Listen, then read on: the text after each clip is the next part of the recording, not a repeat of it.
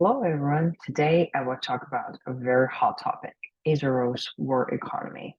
And I'm going to answer the question, can Israel withstand the economic pain? Let's get started. The economic turbulence brought about by the war is reflected simultaneously in the foreign exchange market and the debt market.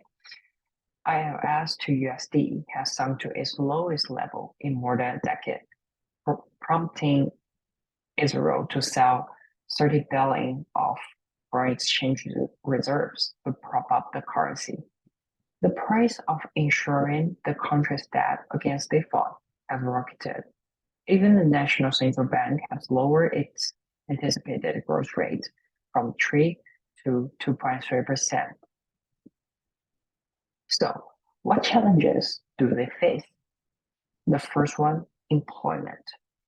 Since October 7th, the armed force have mobilized more than 360,000 reservists, or 8% of the whole country's workforce. A very huge call up, which leads to a serious labor shortage. In addition, 10% of tech workers have been called up. They are a quarter more productive than the average in the club of rich countries. By contrast, those in the rest of the economy are two-fifths less productive. Moreover, many of Israel's low-skilled jobs are done by Palestinians. But unrest in the West Bank means that many workers are not being allotted across the border, and they may begin to strike. These low-skilled work jobs will need to be supplemented by Israel police. So this mismatch of human resources is a form of waste.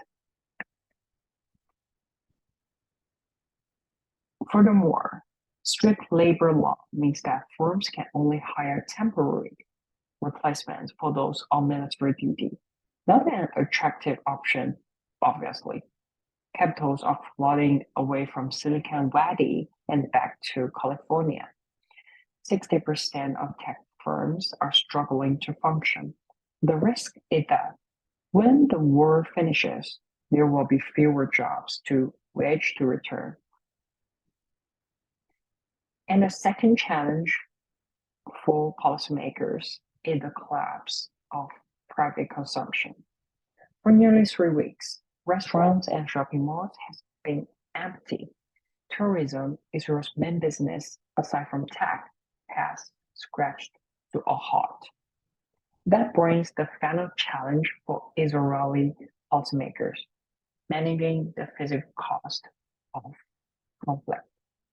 Businesses and individuals will receive relief funds similar to those during the COVID period, while corporate taxes are also deferred. At the same time, a numerous increase in defense spending will be required in order to finance a ground invasion this year. This will increase government spending and promote inflation. So, can Israel weather the storm? My answer is yes. Why? Firstly, Israel's weapon export industry serves as an economic risk absorber. It exhibits strong counter-cyclicality.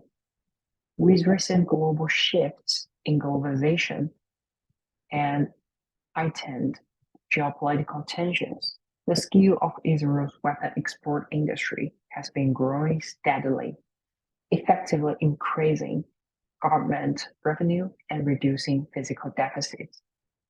Secondly, Israel has matured experience in containing the high inflation resulting from wars. This success is attributed to its independent central bank and strict control over government spending. Lastly, Israel's debt is currently at around 60% of GDP, a modest ratio for somewhere so rich. A central bank has a healthy $160 billion of foreign exchange reserves. On top of that, America will also help, assuming that Joe Biden is able to provide 14 billion US dollars. So, in summary, Israel is a resilient nation. I believe it can navigate this economic crisis successfully, much like it has done in the past.